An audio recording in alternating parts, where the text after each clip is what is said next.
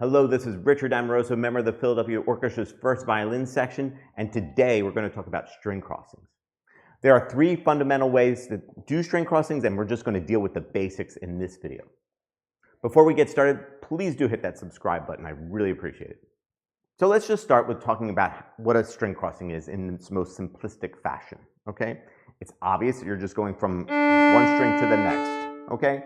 And basically you have four different strings, and you have four different sort of planes with which the bow will move.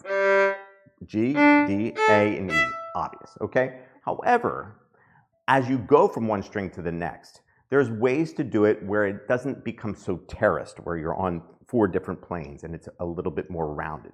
So if I just go from G string down to E string, you can see that the bow actually can move in a very curved fashion. And if you look at it from this angle, focus on the tip of the bow and see how it sort of gradually moves in a curved shape, okay? Okay, that is essential to doing really smooth string crossings, no matter what kind of string crossing you do. So the first kind of string crossing we're going to talk about is just basically simple dropping of the arm. And primarily, this is done in the upper half of the bow.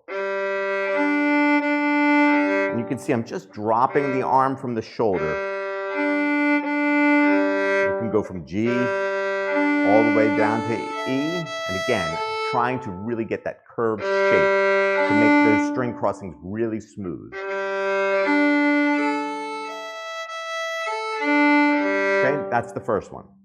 Second way is basically the wrist. So as I do this wrist string crossing, I'm just going to do it in a very sort of basic fashion, maybe not in the way that I would perform it, but just to illustrate the fundamental sort of motion of the wrist. And that motion is just wrist flexion and extension, sort of waving by, okay? But when you move the bow sort of, obviously, from the elbow on down, you'll see that basically, the bow is not going to necessarily be on the same tilt. Kind of rolls, the stick rolls towards my face and rolls away from me. But again, all I'm doing is simple wrist flexion and extension. The last way that to sort of do string crossings is with the fingers. Okay, and this is the most difficult, and these are done primarily in the lower half of the bow, while the wrist flexion and wrist changes is more in the middle, okay?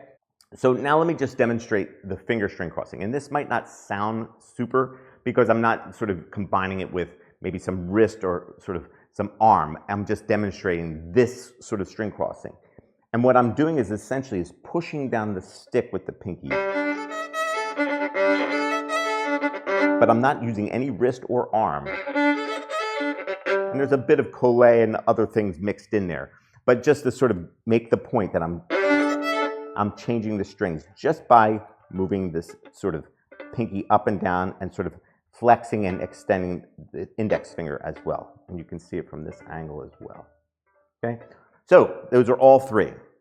Arm, wrist, and fingers. And again, frog, middle, and tip. Tip for arm, middle for wrist, and frog for the fingers. Okay, so let me just say this lastly. When you do string crossing, essentially you're doing hybrids of all of those three different kinds of string crossings, and there's lots of sort of ways to kind of talk about that. But these are essentially the basics, the basic ways. And you know, when you get into different kinds of repertoire and you get into different kinds of situations, you're going to have a certain sort of formula for what the best way to use that or do that string crossing, and how much fingers, how much wrist, or how much arm. Okay, hopefully that makes sense.